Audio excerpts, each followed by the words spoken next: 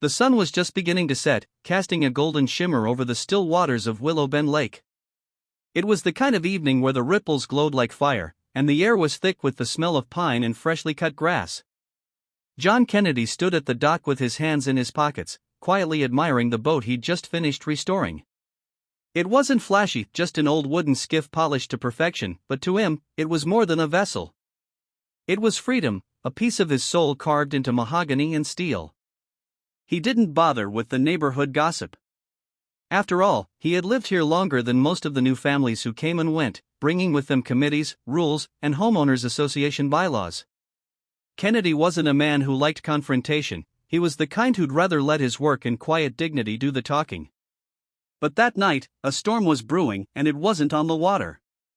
From across the dock, the sharp sound of heels clicked like a warning drumbeat. A woman in her late 50s, neatly pressed slacks and a clipboard in hand, marched toward him with fire in her eyes. Her name was Patricia, though everyone whispered Karen behind her back, for she was the self-appointed enforcer of rules, real or imagined. She thrived on power, especially when it came at the expense of others. "Mr. Kennedy," she barked, not even pausing for pleasantries, "you need to move that boat immediately. The HOA doesn't allow private vessels tied up at the community dock. It's unsightly, and it violates Code 7, subsection 4.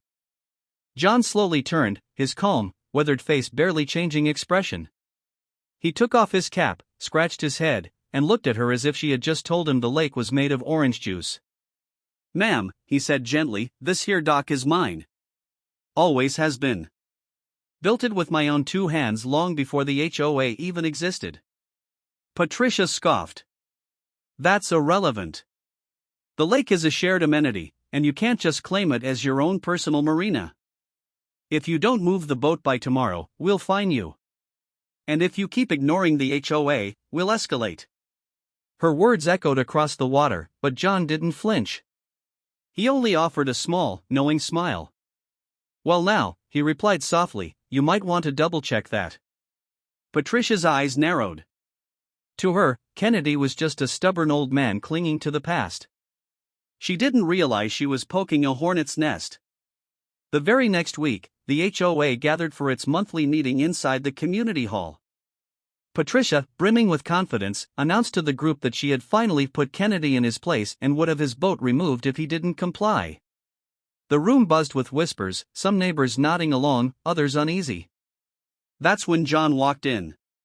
He wasn't dressed for battle, just a simple shirt and jeans, a folder tucked under his arm. He waited patiently until Patricia finished her speech. Then, in his calm Louisiana drawl, he asked for the floor.